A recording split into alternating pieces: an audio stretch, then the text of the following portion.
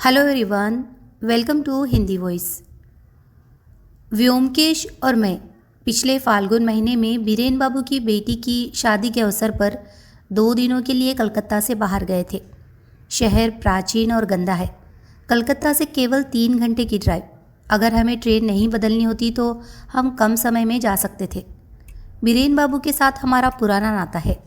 वह कोलकाता में एक पुलिस अधिकारी थे। मैं अनेक स्रोतों के माध्यम से कई बार उनके संपर्क में आया हूँ। बहुत विनम्र व्यक्ति। वह 2 साल पहले सेवानिवृत्त हुए और इसी शहर में रहते हैं। उन्होंने हमें अपनी बेटी की शादी में आमंत्रित किया। व्योमकेश के पास करने को भी कोई काम नहीं था, इसलिए शादी के दिन सुबह हम बीरेन बाबू के घर पहुँचे। शादी वाले घर में सामान्य गतिविधियाँ चल रही है और जय जयकार हो रही है। सानई बज रही है। बीरेन बाबू दौड़ते हुए आए और हमारा स्वागत किया और एक कमरे में ले जाकर बिठाया। घर के फर्श पर पत्तियां दूल्हे के लिए हमेशा की तरह व्यवस्था की गई, लेकिन दूल्हे और बाराती स्थानीय लोग हैं। वे शाम के बाद आएंगे। वर्तमान कमरा खाली है। हम आगे की ओर झुककर बैठ गए। चाय और नाश्ता आ गया। बीरेन बाबू थोड़ा उत्साहित होकर हमसे बात करने लगे।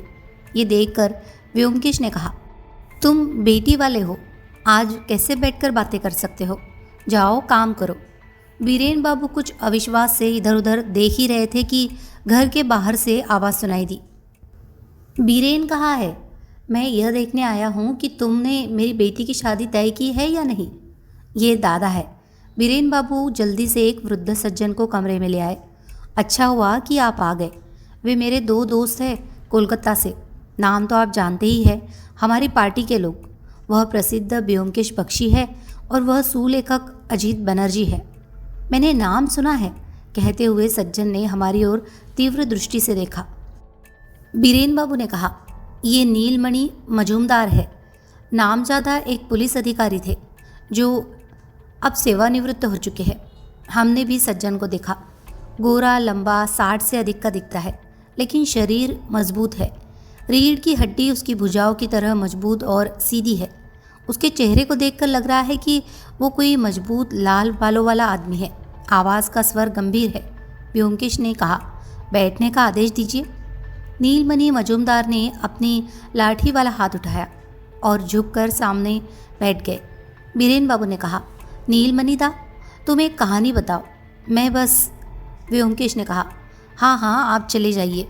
बस नौकर से कहो कि तंबाकू दे दे। गरगरा 2 आलसी व्यक्तियों की तरह हाथ पैर मोड़कर बैठा है। जब बीरेन बाबू चले गए तो व्योमकेश ने नीलमणि बाबू से कहा, क्या आपका मूल निवास इसी शहर में है?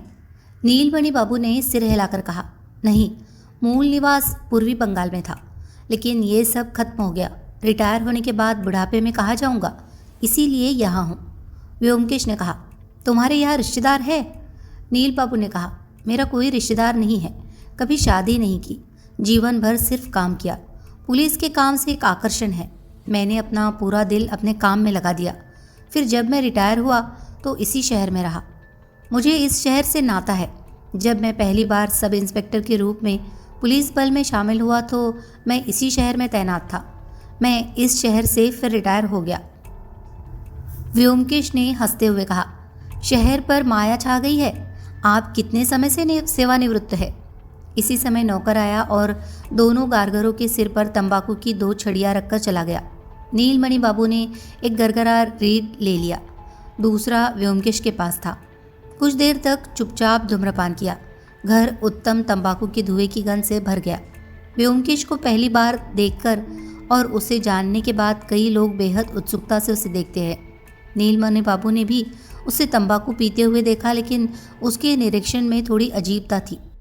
कोई भी भाव पसंदीदा नहीं था, बल्कि वह व्योमकेश की प्रतिष्ठा और व्यक्तित्व की अनुकूलता को अपनी आंखों से तौल रहा था। वो उसे तौलने की कोशिश कर रहा था। नीलमणि बाबू एक बुद्धिजीवी पुलिस अधिकारी थे। लोगों का चरित्र अपनी आंखों से देखकर परखना उनका काम था। वह अगले चेहरे पर झाल खाने वाले व्यक्ति नहीं थे। इसीलिए वह अपनी बुद्धि के अनुसार व्योमकेश की जांच करना चाहते हैं। आखिरकार जब उसने गरारे करने वाली नली मुंह से निकाली और बोला तो यह छुपी हुई पूछताछ टेढ़ी मेढ़ी होकर उसके शब्दों में सामने आ गई। उन्होंने कहा, व्योमकेश बाबू, मैंने आपके बारे में लिखी सभी रहस्यमय कहानियाँ पढ़ी है। देखा, आपने सारी समस्याएं हल कर दी है। इसीलिए मैं जानना चाहता हूँ कि क्या आप कभी किसी रहस्य का सार उजागर करने में असफल रहे हैं? क्या तुमने कभी कोई गलती की है? व्योमकेश ने मुझे गड़गड़ाता हुआ पाइप दिया और मुस्कुराया। बोले, मैंने कभी गलती नहीं की। मुझे इतनी बड़ी बात कहने की कोई इच्छा नहीं है। नीलमणि बाबू, मैं सत्य अन्वेषक हूँ। मैंने बहुत सी गलतियाँ की है। कई बार ऐसा हुआ है कि अपराधी पकड़ा नहीं जा सका है, लेकिन सत्य की खोज मुझे कभी ऐसा महसूस नहीं हुआ कि मुझे ये मिल गया है। बेशक आप कह सकते हैं कि मुझे कुछ रहस्य मिल गए हैं। आपने मुझसे 1000 गुना अधिक रहस्यों पर काम किया है। जब तक आप नौकरी पर थे, आपको हर दिन 2-4 छोटे मोटे मामले निपटाने पड़ते थे। अगर मुझे ऐसा करना पड़ा तो इसमें कोई शक नहीं कि कई मामले अनसुलझे रह जाएंगे। व्योमकेश का जवाब सुनकर नीलमणि बाबू संतुष्ट नजर आए। जब वह दोबारा बोले तो उनकी आवाज़ में आत्मीयता की झलक थी। उन्होंने कहा, देखो व्योमकेश बाबू, पुलिस के काम में बहुत झंझट है। चुनौपुंती का व्यापार अधिक है। कपास वध बहुत कम पाया जाता है। फिर आप मज़े जानते हैं, उन नींबू को पकड़ने में जीवन लग जाता है। रुई को पकड़ना बहुत मुश्किल नहीं है। व्योमकेश ने कहा, यानी डॉक्टर का कहना है कि गंभीर बीमारियों की दवा तो है, सर्दी खांसी ठीक करना मुश्किल है। वो आपके आसपास जितने भी कपास वधकर्ता आए, आपने उनका किरदार निभाया होगा। नीलमणि बाबू ने कुछ देर तक कोई उत्तर नहीं दिया। उसने भौहे सिकुड़ते हुए ट्यूब हाथ में ले ली और उसे हिलाने लगा। फिर उसने व्योमकेश पर तीखी नज़र डाली और कहा, व्योमकेश बाबू, मैंने एक को छोड़कर सारी मछलियाँ पकड़ ली है। मेरे पुलिस करियर का आखिरी बड़ा मामला। ऐसा इसी शहर में हुआ, लेकिन मैं ऐसा नहीं कर सका। व्योमकेश ने पूछा, क्या आप जानते थे कि आरोपी कौन था, लेकिन सबूत नहीं मिले? नीलमणि बाबू ने झिझकते हुए कहा, मुझे एक आदमी पर संदेह था, लेकिन मैं उसकी पहचान नहीं तोड़ सका। फिर कुछ ऐसा हुआ जिसने सब कुछ बदल दिया। असली अपराधी कौन है, इसके बारे में अब कोई धोखा नहीं है। हाँ कहते हुए व्योमकेश ने मेरे हाथ से ट्यूब ले ली और तकिए पर रखकर खींचने लगा। नीलमणि बाबू ने व्योमकेश पर नजरें जमाई और गरारे को एक लंबा खींचा। फिर पाइप नीचे रख दिया और बोले, कहानी सुनोगे? व्योमकेश उठ बैठा और बोला, बस बहुत हो गया। ऐसा मत कहो। ऐसा लग रहा है कि यह बेहद चौंकाने वाली कहानी होगी। अद्भुत है या नहीं, आप निर्णय करें। मैं तुम्हें वो सब कुछ बताने जा रहा हूँ जो मैं जानता हूँ। शायद आप आरोपी को पहचान सके। नीलमणि बाबू ने कहा और थोड़ा मुस्कुराए। ये सिर्फ एक कहानी बताने का प्रस्ताव नहीं है, बल्कि इसके पीछे एक चुनौती है। नीलमणि बाबू मानो व्योमकेश को द्वंद्व युद्ध के लिए बुला रहे हो और कह रहे हो, देखते हैं तुम कितने होशियार हो। व्योमकेश ने राणा हवन को नहीं छुआ। हंसते हुए कहा, नहीं नहीं, आप जैसा अनुभवी पुलिस अधिकारी ऐसा नहीं कर सका। क्या मेरे साथ ऐसा होगा? लेकिन कहानी सुनने की उत्सुकता है। आप बताओ। हम नीलमणि बाबू के पास चले गए और बैठ गए। उसने अपनी जेब से एक कौटा निकाला और जोड़ा के मुंह पर एक चुटकी दे दी। पान नहीं, सिर्फ जर्दा। ये उनकी भावना है। उन्होंने अपना गला साफ किया और कहानी शुरू करने ही वाले थे कि बीरेन बाबू कमरे में दाखिल हुए और बोले, क्या चाय का एक दौर और होगा? दोपहर के भोजन में भी बहुत देर है। शादी घर का मामला है।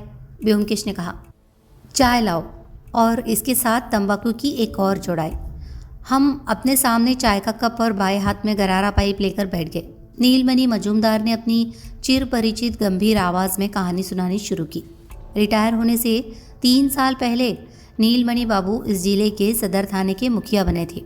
उनमें 3 मुख्य गुण थे। उनके पास प्रचुर बुद्धि थी, जिसका उपयोग खोजी कार्यों में किया जा सकता था।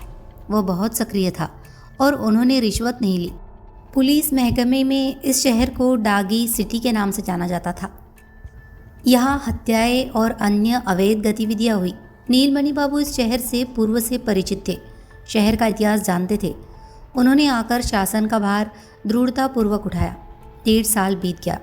नीलमणि बाबू के सावधान शासन के तहत शहर बहुत शांतिपूर्ण है। नीलमणि बाबू को सप्ताह में 2 बार बिना किसी को बताए देर रात साइकिल चलाकर बाहर जाने की आदत थी। शहर का एक हिस्सा विशेष रूप से अपराध प्रवण था और वह अपनी ही अंधेरी गली में भटकता रहता। देखा कि गार्ड नियमित रूप से गश्त कर रहे थे। उसकी साइकिल में लाइट नहीं थी, साथ में पिस्तौल और एक बिजली की टॉर्च। अगर ज़रूरत पड़ी तो मशाल जलाएंगे। जिस रात ये कहानी शुरू होती है उस रात नीलमणि बाबू हमेशा की तरह साइकिल चलाकर निकले। अंधेरी रात है, कहीं कोई आदमी नहीं है। दूर दूर तक सड़क की लाइटें टिमटिमा रही है। जहाँ विनम्र पड़ोस असभ्य पड़ोस के साथ घुल मिल जाता है, वहाँ आम और कटहल के बगीचों से घिरे कुछ पुराने घर है। घर टूटे फूटे हैं। आम और कटहल के पेड़ पुराने हैं। पहले यह स्थान भद्रपल्ली का प्रतीत होता था। अब भद्रपल्ली विरक्त होकर यहाँ से चला गया है। जर्जर मकान दोनों पक्षों के बीच की सीमा की रक्षा करते हैं। यहाँ रहने वालों की सामाजिक स्थिति स्वर्ग और पृथ्वी के बीच एक त्रिकोण की तरह है। नीलमणि बाबू धीमी गति से अपनी साइकिल चलाते हुए लगभग 50 गज आगे घर के गेट से कुछ लोगों को अपने कंधों पर गदा जैसी वस्तु रखे हुए बाहर आते देखा। उनका रवैया संदेहास्पद है। नीलमणि बाबू ने अपनी साइकिल जोर जोर से चलाई। पास आकर उसने बिजली की मशाल जलाई और उन लोगों के मुंह पर फेंक कर ऊंची आवाज़ में आदेश दिया, रुको। 4 लोग थे। उन्होंने एक साथ अपने कंधे की वस्तु उतार फेंकी और भाग गए। एक पल में अंधेरे में गायब हो गए। लेकिन गायब होने से पहले नीलमणि बाबू किसी का चेहरा स्पष्ट रूप से देख सकते थे। यह है उस घर के मालिक सुरेश्वर घोष। भगोड़े अलग अलग दिशाओं में चले गए। नीलमणि बाबू ने उन्हें पकड़ने की कोशिश नहीं की। वह सीढ़ी के पास पहुंचा, साइकिल से उतरा और सीढ़ी पर टॉर्च की रोशनी डाली। मचान नहीं, टेढ़ा व्यवहार। उस पर एक महिला का शव पड़ा हुआ है। स्वस्थ युवती, शरीर पर कहीं चोट नहीं, लेकिन मृत। नीलमणि बाबू ने सीटी बजाई। पास ही एक सिपाही दौड़ा हुआ आया। पड़ोसी जाग गए और अपने घरों से बाहर आ गए। सभी पड़ोसियों ने शव की पहचान की। सुरेश्वर की पत्नी हंसी। घर में सुरेश्वर और उसकी पत्नी हंसी के अलावा कोई नहीं रहता। नीलमणि बाबू ने सिपाही को थाने भेजा। फिर 2 पड़ोसियों को साथ लेकर घर की तलाशी ली। हालांकि ये घर 1 मंजिला है, लेकिन ये आकार में छोटा नहीं है। इसमें 6 कमरे हैं, लेकिन अधिकतर घरों का उपयोग नहीं किया जाता है। 2 कमरों में उपयोग के चिन्ह दिखाई देते हैं। इसमें एक शयन कक्ष है। ये कमरा काफ़ी बड़ा है, जिसके दोनों ओर 2-2 बेड है। दोनों बिस्तरों में चादरें, एक में तो कोई सोया ही नहीं, दूसरा ऐसा लगता है जैसे इस्तेमाल किया गया हो। लेकिन घर पर कोई नहीं है। बगीचे में कोई नहीं है। आम और कटहल के बड़े बड़े पेड़ एक कतार में खड़े हैं। नीलमणि बाबू ने पड़ोसियों से पूछा, क्या तुम्हें मालूम है कि लड़की बीमार थी? एक पड़ोसी ने कहा, बीमार नहीं थी, क्योंकि वह आज दोपहर को गेट के पास खड़ी विनोद बाबू से बात कर रही थी। क्या ऐसा है? विनोद बाबू कौन है? विनोद सरकार, सोना रूपों की एक दुकान है। गेट पर वापस आकर नीलमणि बाबू ने देखा कि थाने से 2 सब इंस्पेक्टर और कुछ जमादार सिपाही आदि आए हैं। उन्होंने मामले को कुछ शब्दों में समझाया और एक सब इंस्पेक्टर के साथ शव को अस्पताल छोड़ गए। 4 कांस्टेबल चार्ली को बाहर ले गए। पड़ोसी आपस में कानाफूसी कर रहे थे कि कोई नहीं गया। नीलमणि बाबू ने पूछा, लड़की के पति का पूरा नाम क्या है? एक ने कहा, सुरेश्वर घोष। कहाँ है वो? पड़ोसी कुछ कहना नहीं चाहते। अंत में एक ने अनिच्छा से कहा, सुरेश्वर रात को खाना खाकर बाहर चला जाता है और रात 1:30 बजे से पहले घर नहीं लौटता। वह कहाँ गया? सुना है कि कलिंकीकर दास की दुकान पर ताश खेल रहा है, वहाँ चला गया। कहाँ है कालीकिंकर दास की दुकान? पड़ोसियों ने पता बताया। इसके बाद नीलमणि बाबू ने जमादार को अकुस्थल में बिठाया और सब इंस्पेक्टर को अपने साथ लेकर कालीकिंकर दास की दुकान की ओर निकल गए। उसने पड़ोसियों से कहा, मैं कल सुबह आऊँगा, तुम्हारे कपड़े ले जाऊँगा। कालीकिंकर की दुकान सुरेश्वर के घर से आधा मील दूर है। शहर के सबसे ख़राब हिस्से के सामने, जहाँ बाजार हाट शुरू होता है। लोहे और लकड़ी की दुकान। बाजार के इस हिस्से को लोहापट्टी कहा जाता है। नीलमणि बाबू निशुति बाजार से होते हुए कालीकिंकर की दुकान के सामने आए। दुकान के सामने सड़क पर लोहे की भारी छड़ें ढेर में पड़ी हुई है, लेकिन दुकान का दरवाज़ा बंद है। नीलमणि बाबू शांत कदमों से घूमे और देखा कि पास की खिड़की से प्रकाश की एक पतली किरण बाहर आ रही थी। वह समर्पण भाव से खिड़की के पास गया और अपनी आंखें खिड़की में रख दी। 4 आदमी बैठे हैं और लापरवाही से ताश खेल रहे हैं। उनके बीच फराज पर कुछ पैसे और नोट जमा हो गए हैं। गेम में दाव लगाकर खेला जाता है। 3 कार्ड का खेल। सब इंस्पेक्टर अपनी साइकिल लेकर सड़क पर खड़ा था। नीलमणि बाबू ने हाथ हिलाकर इशारा किया। वह साइकिल सड़क पर पड़ी छोड़कर दरवाजे के सामने खड़ा हो गया। तभी नीलमणि बाबू ने खिड़की पर दस्तक दी। चारों खिलाड़ियों ने एक साथ खिड़की की ओर पीठ कर ली। चार जोड़ी आंखें चिंता से खोज रही थी। तभी उनमें से एक ने उसके सामने से पैसे उठाए और उसकी जेब में रख दिए। नीलमणि बाबू ने सख्त लहजे में कहा, दरवाज़ा खोलो। चार लोगों ने एक दूसरे की ओर देखा। फिर एक ने आवाज़ उठाकर कहा, कौन? नीलमणि बाबू ने कहा, पुलिस, दरवाज़ा खोलो। खिलाड़ियों के बीच फिर से चेहरे। तभी एक संभवतः दुकानदार काले किंकर दास उठे। नीलमणि बाबू खिड़की से हट गए और दरवाजे के सामने खड़े हो गए। दरवाज़ा खुल गया। दुबले पतले आदमी ने जब दो वर्दीधारी पुलिसकर्मियों को देखा तो वह एकदम से पीछे हट गया। कौन क्या चाहता है? नीलमणि बाबू ने कहा। आप काली किंकर दास? हाँ, आप क्या चाहते हैं? यहाँ और कौन है? काली किंकर ढोक गिलिया ने कहा। मेरे 3 दोस्त हैं। नीलमणि बाबू ने और शब्द बर्बाद नहीं किए। इंस्पेक्टर को साथ लिया और दुकान में घुस गए। पार्श्व कार्यालय का दरवाज़ा। वह कार्यालय में गया और देखा कि 3 खिलाड़ी अभी भी मेज़ पर बैठे थे। एक कार्ड मोड़ रहा था। वो कुछ देर तक खड़े रहे और सभी का सर्वेक्षण किया। सभी की उम्र 35 से 40 के बीच है। दिखने में उनका कोई चेहरा नहीं है, केवल एक आदमी है। वह आदमी जिसने पत्ते मोड़े थे, मजबूत हड्डियों और मांसपेशियों वाला आदमी है। ऐसा लगता है कि यह आदमी झुंड की गाय है। नीलमणि बाबू ने पूछा, सुरेश्वर घोष किसका नाम है? मजबूत आदमी ने भौं चढ़ाई, फिर कार्ड नीचे रख दिए और खड़ा हो गया। मैं सुरेश्वर घोष हूँ, क्या चाहिए? उनका स्वर शांत और संयमित है। नीलमणि बाबू ने बारी बारी से चारों लोगों की ओर नजरें घुमाई और बोले, तुम तो दोपहर और रात को घाट पर मुर्दे जलाने जा रहे थे। यदि आपने एक बार सोचा कि आप इसे जला सकते हैं तो आप कोई डर नहीं है। चारों लोगों के चेहरे हैरान थे। सुरेश्वर ने कहा, मुर्दे? आप क्या कह रहे हैं? कौन पागल है? नीलमणि बाबू ने कहा, बुरा काम करके तुम सफल नहीं हो पाओगे। मैंने तुम्हें देखा था। आप उन 4 में से एक है जो पट्टियाँ ले जा रहे थे। सुरेश्वर ने कहा, आप कब की बात कर रहे हैं? आज की बात हो रही है। आज रात करीब 12 बजे। बकवास कर रहे हो। आज रात 8:30 बजे हम यहाँ ताश खेलने आए हैं। बैठे बैठे 1 मिनट के लिए भी कोई बाहर नहीं गया। इतना ही नहीं, हर समय ताश खेल रहे हैं। जुआ। तीनों अपनी अपनी गर्दन खुजलाने लगे। सुरेश्वर ने संकोच न करते हुए कहा, हाँ, मैं जुआ खेल रहा था। हम 4 दोस्त कभी कभी एक साथ खेलते हैं। नीलमणि बाबू ने देखा कि यहाँ इनका वश नहीं चलेगा, इन्हें थाने ले जाना पड़ेगा। उन्होंने कहा, अभी तो मैं तुम्हें जुए के जुर्म में गिरफ्तार कर रहा हूँ। पुलिस स्टेशन आओ। फिर कुछ देर तक उनकी बातचीत हुई। आखिरकार वे पुलिस स्टेशन जाने के लिए तैयार हो गए। नीलमणि बाबू ने कहा, अगर तुम्हें जमानत मिल जाए तो मैं तुम्हें आज रात रिहा कर दूंगा। सड़क पर कुछ दूर जाने के बाद सुरेश्वर ने कहा, क्या बात कर रहे थे? कौन पागल है? नीलमणि बाबू ने कहा, आपकी पत्नी की। सुरेश्वर बीच सड़क पर खड़ा हो गया। आह, मेरी पत्नी? आप क्या कर रहे हैं? मैं कहता हूँ तुम्हारी पत्नी की हत्या कर दी गई। नहीं नहीं, कैसी बात? मैं विश्वास नहीं करता। नहीं, मैं घर चलो। घर जाने से कोई फ़ायदा नहीं। शव को अस्पताल भेज दिया गया है। थाने पहुंचकर नीलमणि बाबू ने 4 लोगों को गिरफ्तार कर लिया। फिर वह कार्यालय में बैठ गए और एक एक कर उनसे पूछताछ करने लगे। सबसे पहले सुरेश्वर को बुलाया गया। जब वह मेज़ के पास कुर्सी पर बैठा तो उसने पूछा, क्या तुम काम करते हो? सुरेश्वर ने कहा, बिजनेस कई तरह के होते हैं। थोक व्यापार में पैसे वाला आदमी हूँ, कोई छोटा मोटा दुकानदार नहीं। क्या घर आपका है? हाँ। आपने कब खरीदा है? 5-6 साल हो जाएंगे। मैंने इसे 19,000 रुपये में खरीदा। पैसों के बारे में नीलमणि बाबू से सुनने का कोई फ़ायदा नहीं था। वे सवाल पूछते रहे। कितने समय पहले आपकी शादी हुई? 7 साल पहले। ससुराल वाले कहाँ है? इस शहर में। ससुर का नाम क्या है? दीनमणि हलदर। जहाँ वह अब है? मुझे नहीं पता, शायद एक मछुआरा। जेल? हाँ, जेल मेरे ससुर का घर है। हाँ। आपके अपने ससुर के साथ अच्छे संबंध है?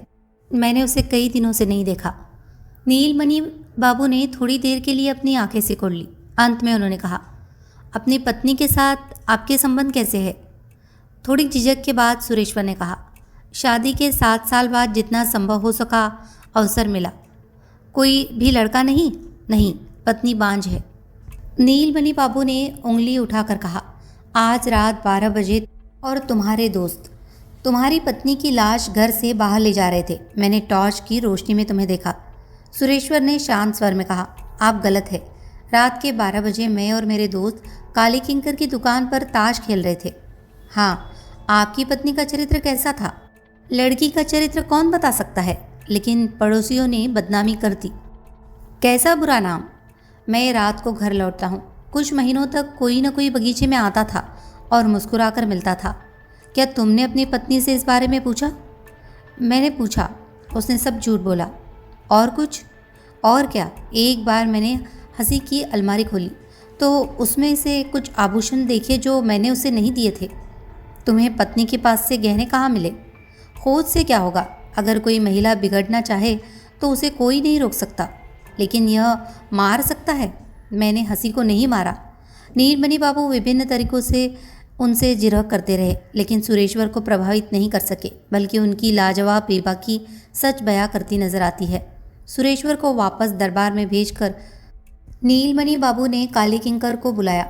काली किंकर के हड्डीदार शरीर के भीतर एक लौह कठोर मन था। नीलमणि चाहे कितनी भी कोशिश कर ले, उसे झुका नहीं सका। रात 8:30 बजे 4 दोस्त उसकी दुकान पर बैठे ताश खेल रहे थे। नीलमणि बाबू के आने तक कोई एक पल के लिए भी बाहर नहीं गया। हालांकि अन्य मामलों पर काली किंकर ने सीधे उत्तर दिया। सुरेश्वर उसका आजीवन मित्र है। काली किंकर उसके घर के बारे में सब कुछ जानता है। सुरेश्वर की हालत पहले अच्छी नहीं थी। उसने युद्ध बाजार में पैसा कमाया। उन्होंने गरीबी में हासी से शादी की। हासी का पिता चोर और मूर्ख दोनों था। वो चोरी करते पकड़ा गया और जेल गया। हंसी की माँ की भी बदनामी हुई। यदि आप झुग्गी झोपड़ी में रहते हैं तो एक सज्जन व्यक्ति की बेटी का व्यवहार भी बदतर हो जाता है। आप जैसा देखेंगे वैसा ही सीखेंगे। जब हंसी के पिता जेल में थे तो लोग हंसी की माँ के घर आते थे। जब सुरेश्वर ने हंसी से शादी करने का फैसला किया, सभी मित्र असहमत थे, लेकिन सुरेश्वर ने किसी की नहीं सुनी। फिर सुरेश्वर ने युद्ध बाजार में पैसा कमाया, एक घर खरीदा, लेकिन पति पत्नी के बीच कोई रिश्ता नहीं है। सुरेश्वर ज़्यादा घर पर नहीं रहते, बाहर ही दिन गुजारते हैं। लेकिन ये कहना कि उसने अपनी पत्नी की हत्या कर दी बिल्कुल भी सच नहीं है। सुरेश्वर उस तरह का व्यक्ति नहीं है। वह एक सौम्य बच्चा है। अपने जीवन के आरंभ में वो बहुत कष्ट सहकर झुग्गियों में पले बढ़े, लेकिन उनका मन बहुत ऊंचा है। जब काली किंकर की मित्र प्रशंसा समाप्त हो गई तो नीलमणि बाबू ने पूछा, सुरेश्वर के ससुर दीनमणि हलदर अब कहाँ है? काली किंकर ने कहा, 2 साल पहले दीनू हलदर जेल से छूटकर यहाँ आए थे, तभी हंसी की माँ की मृत्यु हो गई। दीनू हलदर 2-3 दिन तक अपनी बेटी के पास रहा। एक दिन सुरेश्वर से झगड़ा हो गया। दीनू हलदर कहा गया। इसके बाद से उसे नहीं देखा। वो बूढ़ा था। जेल जाने के कारण उसका शरीर टूट गया था, शायद मर गया। तब नीलमणि बाबू ने काली किंकर को वापस भेजा और देबू मंडल को ले आए। देबू मंडल कोयला और जलाऊ लकड़ी का कारोबार करता था। अमीर आदमी सुरेश्वर का बचपन का मित्र, सुख दुख का निरंतर साथी। उन्होंने सुरेश्वर की पत्नी की हत्या कर दी और उसे जलाने के लिए ले गए। वे ताश खेल रहे थे। वो अपने मित्र के जीवन साथी के चरित्र के बारे में कोई राय व्यक्त करने में असमर्थ है। नीलमणि बाबू देबू मंडल को नहीं तोड़ सके। कोई नई जानकारी नहीं मिली। अंत में उन्होंने कहा, क्या आपके पास स्मशान घाट पर लकड़ी का कलश है? देबू मंडल ने आ भरते हुए कहा, हाँ, शहर में 2 धर्मस्थल है और एक स्मशान घाट में।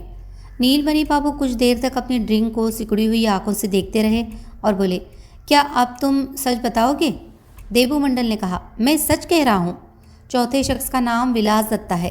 ठेकेदारों, भवन निर्माण ठेकेदारों के कार्य। बहुत प्यारा और मज़ेदार। एक अश्लील चुटकुला सुनने के बाद नीलमणि बाबू ने अपनी जीभ काट ली, लेकिन ताश खेलने को लेकर उनके मन में कोई संदेह नहीं था। नीलमणि बाबू ने देखा कि विलास दत्ता ऐसे व्यक्ति है जो झूठ तो बहुत बोलते हैं, लेकिन काम के बारे में एक शब्द भी नहीं बोलते। वो निराश होकर बोला, आप ठेकेदार हैं, क्या आपके पास बहुत बांस है?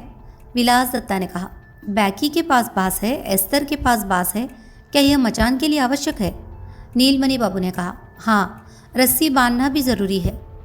चारों मित्रों से पूछताछ समाप्त करने में अंधेरा हो गया। हालांकि अगले दिन उन्हें अदालत में हिरासत में नहीं रखा जा सका। उनके वकील ने उन्हें जमानत दी और अपने साथ ले गए। नीलमणि बाबू को गलत विश्वास था कि सुरेश्वर घोष ने उसकी पत्नी की हत्या कर दी है और अन्य 3 इस मामले में शामिल थे, लेकिन कोई सबूत नहीं है। उसने जो देखा है उसका कोई समर्थक नहीं है। वकील की जिरह से उसकी गवाही के होश उड़ जाएंगे। इसीलिए अब वह उन पर हत्या का आरोप लगा रहे हैं। कूड़कर उन्हें जुए के आरोप से ही संतोष करना पड़ा, लेकिन उन्होंने हत्या की जांच नहीं रोकी। वह 2 सहायकों को लेकर सुरेश्वर के पड़ोसियों से मिले और उनकी कहानियां सुनी। आखिरकार वह करीब 1 बजे सुरेश्वर के घर गया। एक सिपाही गेट पर पहरा दे रहा था। उसने बताया कि सुरेश्वर 11 बजे तक लौट आया था और घर पर था। नीलमणि बाबू ने घर में प्रवेश किया और देखा कि सुरेश्वर शयन कक्ष में एक बिस्तर पर सो रहे थे। पुलिस के जूतों की आवाज़ सुनकर वह उठ बैठा। उसकी लाल आंखें सिकुड़ गई और भ्रमित स्वर में बोला, तुम्हें और क्या चाहिए? नीलमणि बाबू ने कहा, हम घर की तलाशी लेने आए हैं, एक खोज करो जो तुम्हें चाहिए, कहकर वह फिर सोने लगा। लगता है उसे दोपहर तक सोने की आदत है। कल उसने सारी रात जागकर बिता दी। आज सारा दिन सोता हुआ मालूम पड़ता है, लेकिन पत्नी की मौत का उनके मन पर जरा सा भी दाग नहीं है। वह मारे या न मारे, वह इतनी शांति से क्यों सो रहा है? हालांकि नीलमणि बाबू ने उन्हें सोने नहीं दिया। उन्होंने कहा, मैं आपकी पत्नी के गहने देखना चाहता हूँ। सुरेश्वर निराश होकर उठे और दीवार की अलमारी खोली। उनमें से एक ने अपने कपड़ों के पीछे से सोने के आभूषण का एक टुकड़ा निकाला। अटपोर में आभूषणों के अलावा भी कुछ आभूषण हैं। नीलमणि बाबू ने कहा, कौन सा आभूषण नहीं दिया? सुरेश्वर ने एक अंगूठी, एक जोड़ी झुमके, एक हेयर पिन लिया और उसे दे दिया। ये आभूषण नया है, उपयोग में नहीं लाया गया है। नीलमणि बाबू ने उन्हें अपनी जेब में रख लिया और बोले, मैं इन्हें रख रहा हूँ, इसे बाद में लौटा दूंगा। फिर उन्होंने उसके सारे घर और बगीचे को तहस नहस कर दिया, लेकिन ऐसी कोई चीज़ नहीं मिली जिससे हंसी की मौत का कोई निशान मिल सके। दोपहर 3:30 बजे नीलमणि बाबू ने सुरेश्वर के घर की जांच पूरी की और अपने सहायकों को वापस भेज दिया और खुद विनोद सरकार की दुकान की ओर बढ़े। उसने बाजार में विनोद सरकार की सोने चांदी की दुकान देखी। काफ़ी बड़ी दुकान थी। दुकान के अंदर एक फैक्ट्री थी जहां कारीगर काम करते थे। विनोद बाबू दुकान में एक सुसज्जित कमरे में मेज़ के सामने बैठे तंबाकू के कश लगा रहे थे। अनुमान लगाया गया था कि उस आदमी की उम्र 50 के आसपास होगी, लेकिन वह भारी शरीर वाला आदमी था। मूंछों के ऊपर और नीचे का भाग बहुत बारीक कटा हुआ है। सिर के सामने बालों का एक गुच्छा किसी तरह गंजेपन के हमले को 3 तरफ से रोकता है। आकार थोड़ा छोटा है, लेकिन तदनुसार काफ़ी आकर्षक है। पुलिस को देखकर वह थोड़ा शर्मिंदा हुआ। बोला, बताओ क्या मामला है? क्या मेरी दुकान में कोई गड़बड़ है? सामने कुर्सी पर बैठे नीलमणि बाबू ने कहा, नहीं, मैं आपसे कुछ समाचार पूछने आया हूँ। विनोद बाबू चौंक गए। उन्होंने पानी का डिब्बा और जोरदा का जार नीलमणि बाबू की ओर बढ़ाया और बोले, क्या बात है? नीलमणि बाबू शराब नहीं पीते थे। उन्होंने जार से एक चुटकी जोरदा निकाला और मुंह में रख कर धीरे से बोले, क्या तुम्हें मालूम है कि सुरेश्वर घोष की पत्नी मर गई है? विनोद बाबू लगभग कुर्सी से उछल पड़े। हंसी, मर गई? क्या वो कल दोपहर है जब मैंने उसे देखा था? उनकी कल रात मृत्यु हो गई। रात? लेकिन दोपहर में वो ठीक थी। क्या, क्यों मर गया? उसे क्या हुआ? मुझे विश्वास है कि कल रात उसकी हत्या कर दी गई। हत्या? उसके अलावा कोई नहीं। लेकिन सुरेश्वर के पास एक अकाट्य बहाना है। ये सुरेश्वर का काम है। सुरेश्वर और उसके 3 दोस्त बहुत चालाक है। उनके लिए कोई भी असंभव कार्य नहीं है। नीलमणि बाबू ने कहा, आप हंसी को लंबे समय से जानते थे? मैं उसे तब से देख रहा हूँ जब वह 3 या 4 साल का था। उन्होंने अपने मुंह से ट्यूब निकाली और थोड़ी देर तक उसकी नोक का निरीक्षण किया। एक बार नीलमणि बाबू पर चौंक कर नजर डाली। फिर धीमी आवाज़ में उन्होंने कहा, आप पुलिस है? मैं आपसे छुपाऊंगा नहीं। जब मैं छोटा था तो छोटी सी मुस्कान वाली माँ से मेरा गहरा रिश्ता था। वो 22 साल पहले की बात है। हंसी का पिता एक दुष्ट, चोर, नशेड़ी, धोखेबाज था। वो अपनी पत्नी और बेटी को खाना नहीं खिला सका। लेकिन इसे जाने दो, हंसी की माँ की कुछ साल पहले मौत हो गई थी। उनकी मृत्यु के समय उन्होंने मुझे बुलाया और विनती की कि देखो, मेरे दामाद की तबीयत ठीक नहीं है। मैं उनके मृत्युशैया का अनुरोध से बच नहीं सका। मैं कभी कभी हंसी के पास जाता था। हंसी की माँ कोई संत तो थी नहीं, लेकिन उनका स्वभाव बहुत मधुर था। कुछ देर तक आगे कोई बात नहीं हुई। तब नीलमणि बाबू ने कहा, तो तुम्हें संदेह है कि सुरेश्वर बाबू ने हंसी को मार डाला? स्मृतियों के सागर की तलहटी से विनोद बाबू ऊपर आए। ओह हाँ, मेरा ऐसा मानना है। लेकिन क्यों? मकसद क्या है? देखो, जब सुरेश्वर का विवाह हंसी से हुआ तो वो फूहड़ नहीं था। फिर वह युद्ध बाजार में एक बड़ा आदमी बन गया। फिर उसकी महत्वाकांक्षा कुलीन वर्ग में शामिल होने और 10 में से 1 माने जाने की है। लेकिन हंसी के जीवित रहते संभव नहीं है। शहर में हंसी के माता पिता को कौन नहीं जानता। इसीलिए सुरेश्वर ने हंसी की हत्या कर दी। अब वह शादी कर लेगा और सज्जन व्यक्ति बन जाएगा। हंसी का स्वभाव कैसा था? वो एक अच्छी लड़की थी। उसके दिमाग में कोई चालाकी नहीं थी। वहाँ थोड़े से पुरुष मौजूद थे। वो गेट के पास खड़ी रहती थी। सड़क से गुजरते थे तो लोगों को बुलाती थी और बातें करती थी, लेकिन इसके लिए उसे दोषी भी नहीं ठहराया जा सकता। मोहल्ले की लड़कियां उससे अच्छे से बात नहीं करती थी, टेढ़ी मेढ़ी बातें करती थी।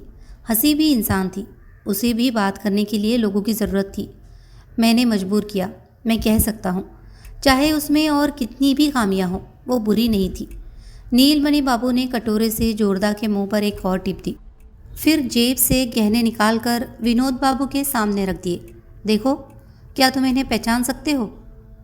ये कहकर विनोद बाबू ने उन्हें हाथ में ले लिया। फिर सिर हिलाकर बोले, मैंने हंसी को यह आभूषण पहले कभी नहीं देखा। तुमने उसे कभी गहने नहीं दिए? विनोद बाबू ने सिर हिलाया। नहीं, पूजा और डोल के समय मैं उसे एक एक साड़ी देता था, मैंने कभी गहने नहीं दिए। नीलमणि बाबू ने कहा, क्या ये गहने आपकी दुकान में बने हैं? विनोद बाबू ने भौएं चढ़ा ली और गहनों की दोबारा जांच करते हुए बोले, नहीं, ये गहने मेरे कारीगर ने नहीं बनाए हैं। लेकिन खड़े खड़े उसने घंटी बजाई और नौकर को बुलाया, रामदयाल को भेजो। तभी एक बूढ़ा चश्माधारी कारीगर रामदयाल आया और उसे गहने देते हुए बोला, देखो, क्या ये गहने हमारे बनाए हुए हैं? रामदयाल ने अच्छी तरह देखकर कहा, नहीं, ये आभूषण कलकत्ते के कारीगर का बनाया हुआ है, हम जाएंगे।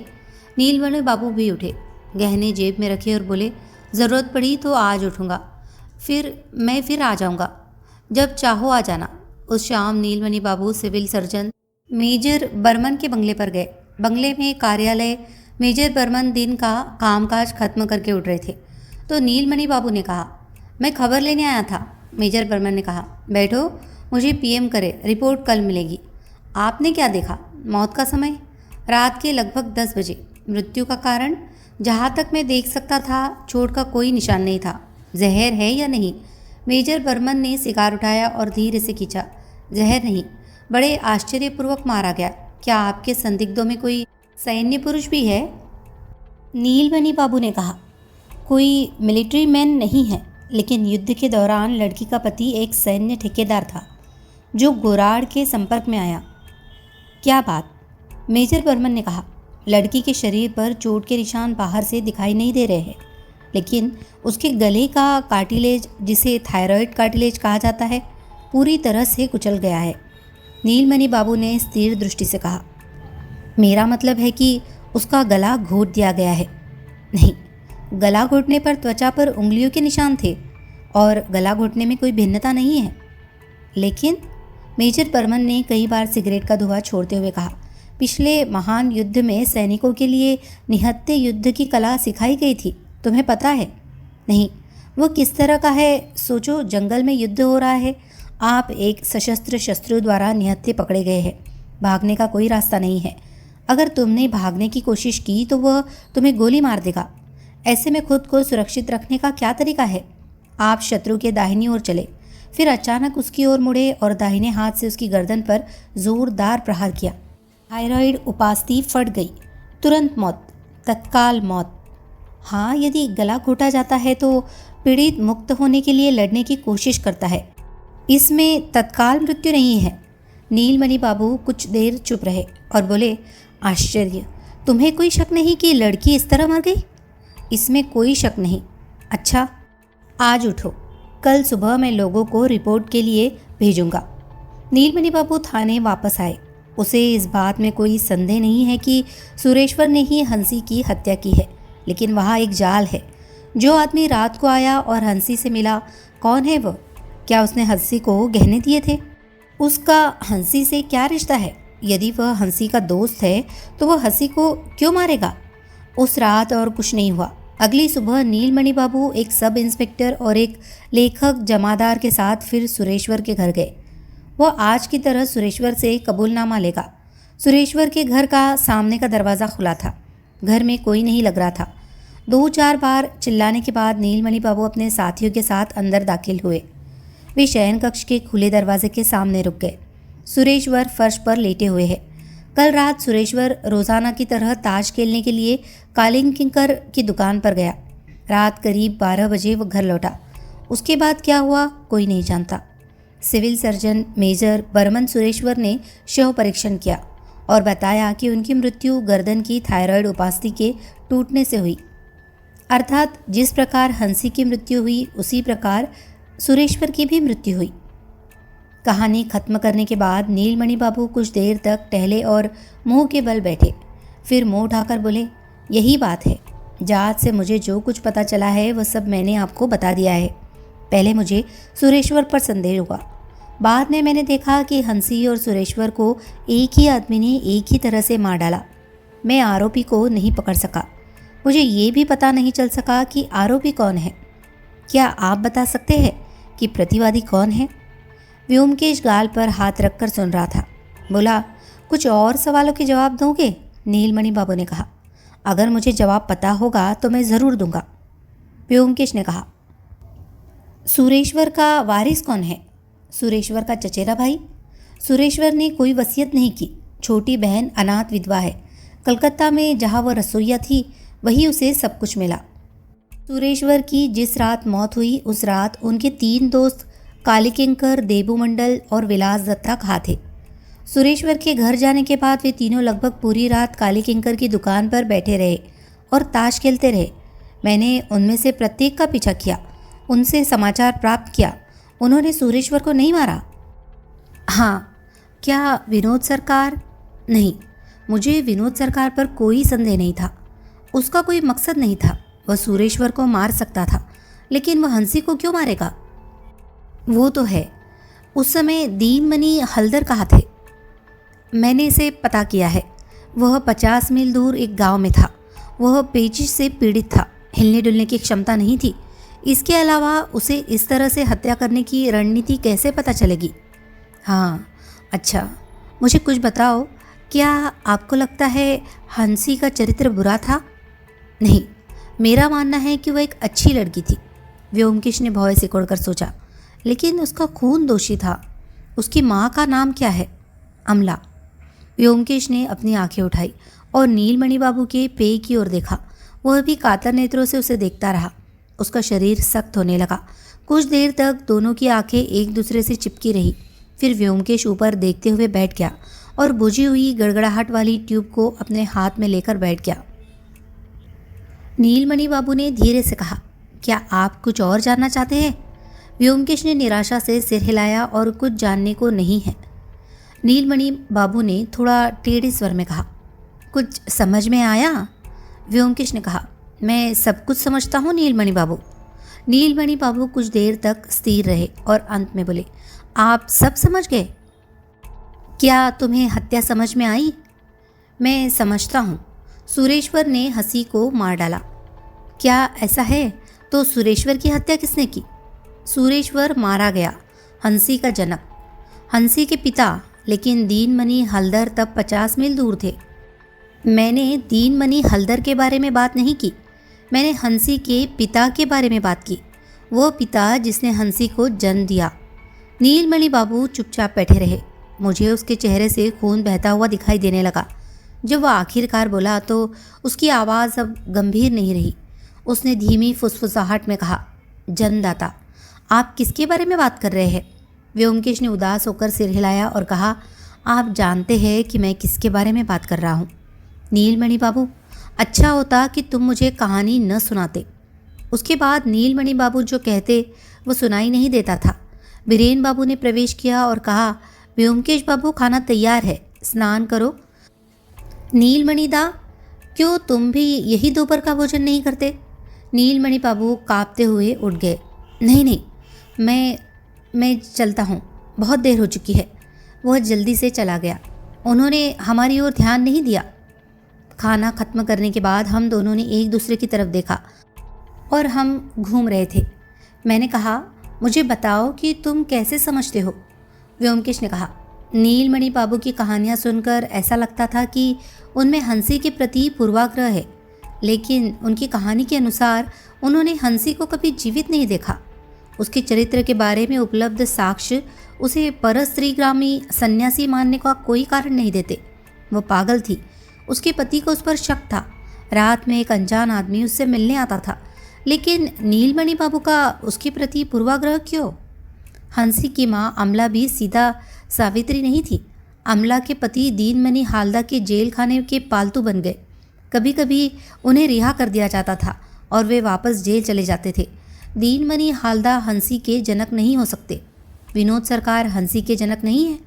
जब वह हंसी की माँ के करीब आए तब हंसी 3-4 साल की थी। लेकिन कौन? कहानी बताने से पहले नीलमणि बाबू ने संदर्भ में कहा, पुलिस सेवा में आने के बाद उनकी पहली पोस्टिंग इसी शहर में हुई थी। दीनमणि एक पेशेवर चोर है। नीलमणि बाबू शायद उसे पकड़ने या उसके घर की तलाशी लेने गए होंगे। तब वह युवा थे। शायद दीनमणि की षड्यंत्रकारी पत्नी के जाल में फंस गए थे। दीनमणि के जेल जाने के बाद दोनों के बीच गुप्त संबंध बन गए। 2-3 साल बाद नीलमणि बाबू का इस जिले से तबादला हो गया। जाने से पहले उन्हें पता चला कि उनकी एक बेटी है। लड़की का नाम हंसी है। दूर रहकर भी वह अपनी बेटी की खबर रखता था। उन्होंने शादी नहीं की, इसीलिए परिवार के बंधन हंसी को भुला नहीं सके। दुनिया में हंसी ही उसका एकमात्र रक्तबंधन है। वह अपने करियर के अंत में इस शहर में लौट आए।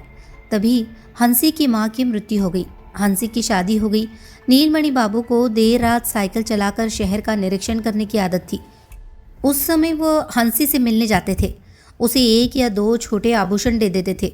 ये नहीं कहा जा सकता कि हंसी ने अपना परिचय दिया या नहीं, लेकिन हंसी को अंदाज़ा हो गया होगा। जिस रात सुरेश्वर ने हंसी की हत्या की, नीलमणि बाबू हंसी से मिलने जा रहे थे। फिर हमने नीलमणि बाबू के मुंह से वह सब कुछ सुना जो घटित हुआ। मेरा मानना है कि सुरेश्वर ताश खेलने के लिए आया था और हंसी को मार डाला। फिर वापस गया और अपने दोस्तों से कहा, मैंने बहू को मार डाला, अब तुम मुझे बचाओ। 4 लोगों के बीच अटूट दोस्ती। उन्होंने सलाह मशवरा किया और फैसला किया, चलो मुर्दे जलाएंगे। हंसी के मरने से उनका वंश खत्म हो गया। नीलमणि बाबू 4 दोस्तों को पुलिस स्टेशन ले आए, लेकिन उनका बहाना नहीं तोड़ सके।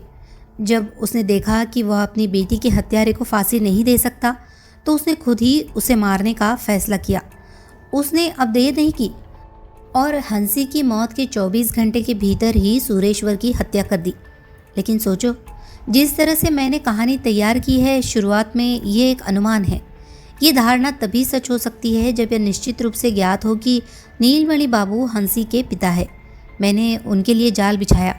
अचानक पूछा, हंसी की माँ का क्या नाम है? उसने बिना सोचे समझे कहा, अमला। उसे हंसी की माँ का नाम कैसे पता चला?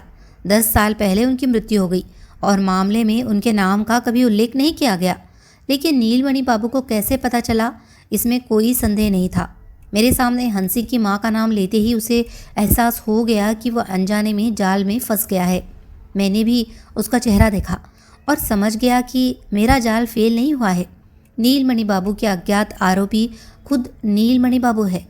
मुझे व्योमकेश के तर्क में कोई छेद नहीं मिला। मैंने कहा, नीलमणि बाबू तो निहत्थे युद्ध के नियम पहले ही जानते थे। व्योमकेश ने कहा, नहीं, सिविल सर्जन मेजर बर्मन से सुनकर उन्होंने ये कला सीखी। कहानी अगर आपको पसंद आई हो तो प्लीज़ इसे लाइक करें, शेयर करें और कमेंट करें, और हमारे चैनल को सब्सक्राइब करना ना भूलें। धन्यवाद।